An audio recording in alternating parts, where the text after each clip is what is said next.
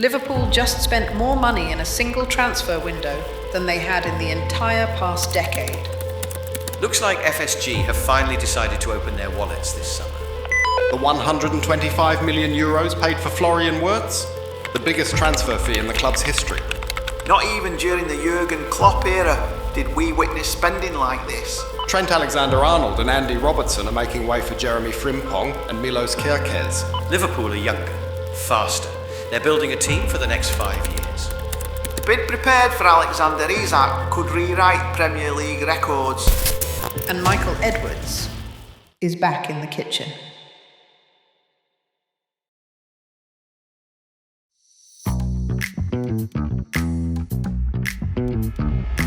In the summer of 2025, the biggest player in the transfer market isn't one of the usual suspects. It's the Reds from Merseyside. Despite it being only early August, Liverpool have already spent over 300 million euros, and by the time the window slams shut, that number could very well hit 500 million.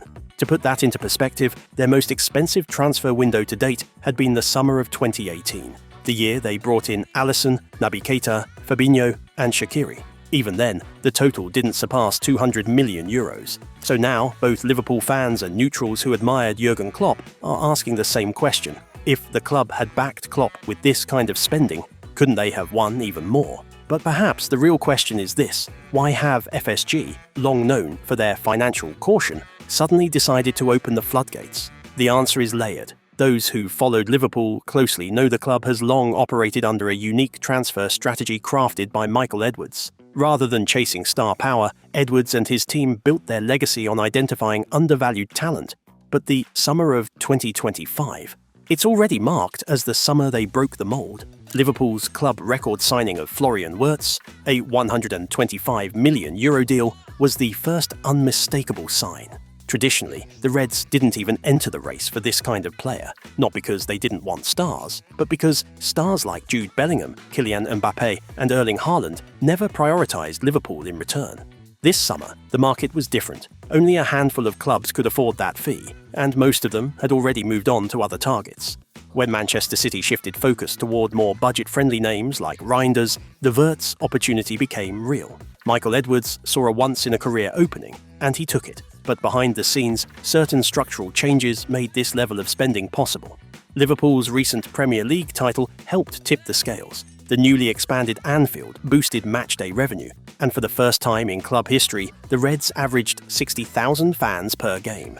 A major new sponsorship deal with Adidas significantly strengthened the club's financial footing. And then there's the PSR, Profit and Sustainability Rules. In the Premier League's accounting system, player sales are logged entirely and immediately, while purchases are amortized over the length of a contract. So, signing a player for 50 million euros on a 5-year deal, that only hits the books as 10 million per season. This accounting flexibility gave Liverpool massive room to maneuver, and the lack of major signings in the previous summer, not a coincidence. It was part of a long-term plan. As CEO Billy Hogan recently said, this summer's operation was the result of years of meticulous planning. And as we mentioned in a previous episode, this club truly is a masterpiece of long-term vision. Manchester City are in the middle of a partial rebuild. Chaos still reigns at United and Chelsea, which leaves Arsenal as Liverpool's most balanced rival in the title race. In that context, going all in, to borrow a poker term, isn't reckless. It's calculated, because this opportunity doesn't come around often.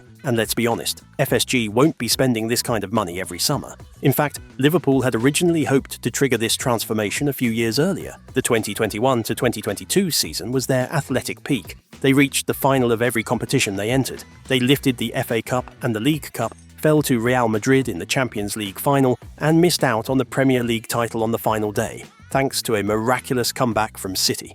Still, the club's sporting directors believed this squad had reached its physical limits. It was aging, and from here, the only way was down. Maybe they didn't anticipate the drop-off would be so dramatic, but the following season, Liverpool finished 5th, no Champions League. The planned renewal was delayed. FSG were busy testing Liverpool's market valuation, flirting with potential investors, and perhaps more crucially, Michael Edwards, the brain behind it all, had stepped away in the summer of 2022. His replacement, Julian Ward, lasted only a year, which meant until Edwards returned in the spring of 2024, there was no stable sporting director to steer long-term squad strategy. In the meantime, the midfield was refreshed with Alexis McAllister, Dominic Szoboszlai and Ryan Gravenberch. But the goalkeeper, defence and front line were largely untouched. When Edwards returned in March, much of his time was spent resolving the futures of three key names: Mohamed Salah, Virgil van Dijk and Trent Alexander-Arnold, because deciding who stays is just as important as deciding who comes in. Speaking of staying, if you'd like to stick with us for more stories like this, we'd love to have you as a subscriber. In the end, Trent chose to leave. Salah and Captain Van Dijk, defying their age, signed 2-year extensions thanks to their continued world-class form. With that clarity, Edwards returned to the kitchen, and this summer he rolled up his sleeves to start cooking the next chapter.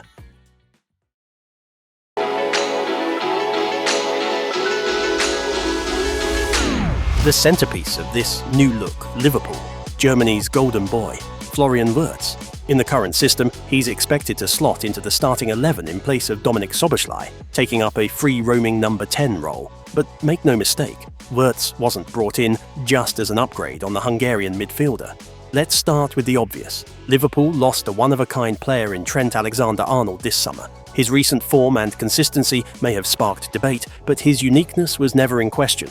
You don't just replace someone like Trent with another right back, and Liverpool didn't even try to. Instead, they went for Jeremy Frimpong, a completely different profile. Trent had ranked in the Premier League's top 5 for key passes and progressive passes in 4 of the last 5 seasons. His departure meant the team would inevitably lose some creative output. Enter Florian Wirtz, a move designed not just to boost creativity, but to lighten the creative burden that Mohamed Salah has been carrying for years. Yes, the Egyptian just had another phenomenal season, but it would be naive to expect that superhuman level to continue indefinitely. Wirtz, on the other hand, is a player who brings value with every touch. There's an emerging metric called XPVA, expected possession value added, which measures how much a player increases the probability of a goal through actions like passing and dribbling.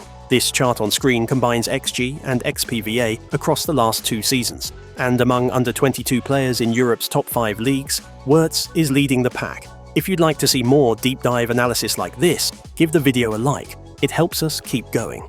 Back to Wirtz. He's young, yes, but he's already a Bundesliga champion and a key player in a major international tournament. Unless injury intervenes, he'll be worth every cent of that €125 million fee. Now, let's talk fullbacks, because this story connects. Frimpong, Wirtz's teammate at Leverkusen, is one of the most attacking defenders in European football. At 1.72, the Dutchman is also one of the fastest active players in the game. But don't let the pace fool you. This isn't just another speedster bombing down the flank.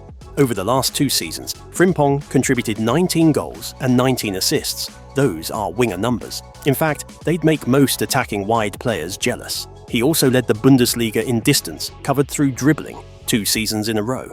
He's lethal on the touchline, but even more dangerous with his runs behind the defence and inside cuts into the box. And there's another reason Liverpool went for him: planning. Despite being born in the Netherlands, Frimpong spent 9 years, from 2010 to 2019, in Manchester City's academy.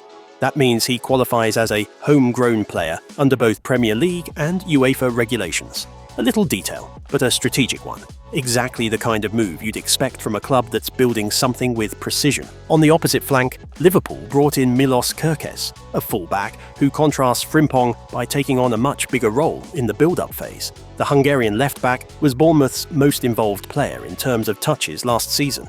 At 180 tall, Kerkez combines physical strength with agility, making him one of the league's best one-on-one defenders. His profile complements Frimpong perfectly. In modern football, it's common to see one fullback joining the attack to provide width, while the other tucks in alongside the centre-backs to form a 3+2 build-up structure. And when you place last season's heat maps of both players side by side, it's clear how ideal they are for sharing those roles. Frimpong barely steps into the first phase of play. He's all about the final third. Meanwhile, Kerkez is actively involved in passing patterns from the moment the ball leaves the goalkeeper. Of course, a team like Liverpool also demands high attacking output from its fullbacks, and Kerkez is more than capable. Once the build-up is complete, he's expected to push forward and support the attack. He's a high-energy, tireless two-way player, a throwback to what Andrew Robertson looked like 5 or 6 years ago. In fact, Arne Slot used the Scottish left-back in a similar way. But now, 31, Robertson has visibly declined physically, which is why Liverpool made the move for Kerkez. So far, the Reds have spent 87 million euros to secure both of these fullbacks, a figure that still fits within the club's traditional model of spending. But the next move, that was anything but traditional. Hugo Ekitike joined from Eintracht Frankfurt in a deal worth 95 million euros. The French striker of Cameroonian descent had arrived in Frankfurt as a replacement for Kolo Muani, who was sold to Paris Saint-Germain, the same club Ekitike had come from.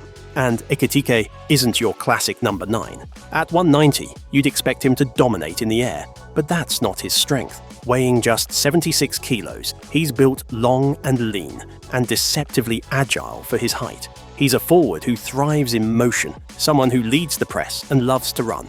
He often drops deep to receive the ball near midfield, linking up play and creating space for others. His vision? Exceptional. His ability to carry the ball forward, one of the best in the Bundesliga. Last season, Ekitike ranked 6th in successful dribbles across the entire league and first among strikers. He's not just a presence in the box, he's a connector, a runner, a carrier, a forward who wants the ball anywhere on the pitch. Is he a lethal finisher? No, he doesn't have the ego of a natural-born scorer, which is exactly why he's such a good creator. Across 64 matches in Germany, he scored 26 goals. But what stands out just as much are his 14 assists. Ekitike is the kind of striker who needs to play alongside at least one, preferably two, elite finishers, which brings us to Liverpool's next steps. Because this transfer operation, it isn't done yet. We've covered the deals that are finalized. Now let's talk about what could be coming next.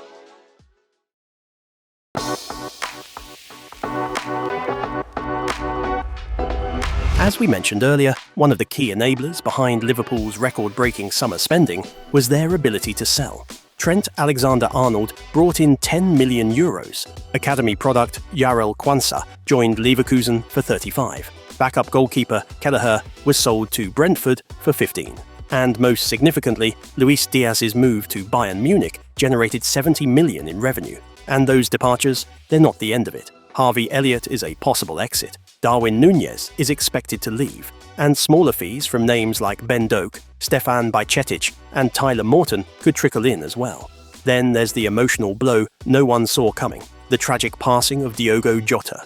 May he rest in peace. All of this leaves Liverpool clearly in need of at least one more consistent goalscorer. According to the latest from Fabrizio Romano, Alexander Isak is set to leave Newcastle United this summer, and the Swedish striker has reportedly made it clear to the club he wants Liverpool. He's even turned down approaches from Saudi clubs outright. Rumours suggest the Reds are preparing a record-breaking bid of around 150 million euros following the Diaz sale. But here comes the tactical question. If Isak arrives, how do you fit both him and Ekitike into the same lineup? A pair worth nearly €250 million. Surely one of them won't sit on the bench. This is where we enter the realm of prediction. But one thing seems likely. Arne Slot will look for a way to play them together. Isak could start from the left, drifting inside as the play progresses. A role that could work brilliantly in front of a dynamic fullback like Kerkez, who can stretch the line and free up space in the half spaces. And stylistically, Isak and Ekitike are cut from a similar cloth. Tall, mobile, dribble-heavy forwards. Isak may not offer as much in link-up play as Ekitike, but what he lacks there, he more than makes up for in goal-scoring instincts. He's passed the 20-goal mark in back-to-back seasons with Newcastle, and when you look around the league, this move starts to make even more sense. Arsenal are gambling with Victor Gyökeres, a fellow Swede who has yet to prove himself in the Premier League. Manchester United, meanwhile, continue their roulette of striker experiments, from Højlund to Zirkzee, and now reportedly preparing to roll the dice on Šeško. Yes, if completed, the Isak deal could break the league's all-time transfer record, but it would also bring in a proven Premier League scorer, one who, last season, was outscored by just a single player, Mohamed Salah.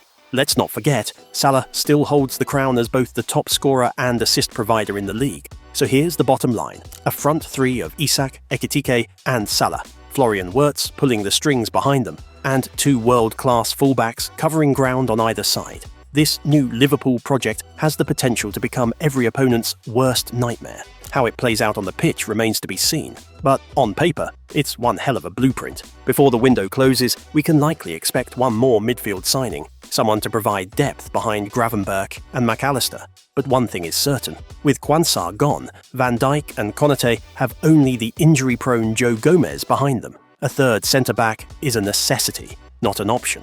And while it technically wasn't part of this summer's spending spree, one more key addition is set to join the squad: Georgi Mamardashvili. The Georgian goalkeeper was signed last summer from Valencia with the long-term vision of succeeding Alisson Becker, but that succession might be happening sooner than expected. Recent reports say Alisson left Liverpool's pre-season tour in Asia, citing personal reasons. It could be nothing, but if Mamardashvili takes the gloves and keeps them, Alisson, with the 2026 World Cup on the horizon, may consider a move. A warning to all clubs looking for a top-tier keeper: stay alert. Now, let's zoom out.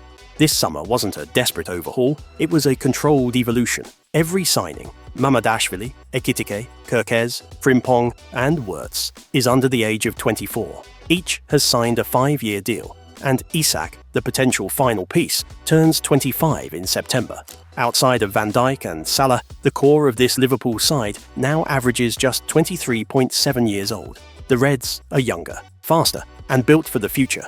Many expected Liverpool to crumble, or at least stumble, after Jurgen Klopp's departure, but this summer proved otherwise. It showed just how deeply rooted the club's long-term planning really is. Liverpool are no longer just the masters of smart value transfers. They now have the financial muscle to bring in global superstars when needed. And that might be Klopp's greatest legacy. The Reds didn't spiral into post-Klopp chaos. They chose a stronger path, a smarter one, and maybe, just maybe, a few years from now, we'll look back on this summer as the beginning of something bigger, a moment when Liverpool didn't just rebuild, they reloaded and laid the foundation for a new era of dominance in European football. This wasn't a Liverpool that crumbled after Klopp, but one that rose again. Young, hungry, fearless. Maybe this summer was just the first step. Subscribe, because the real season starts soon.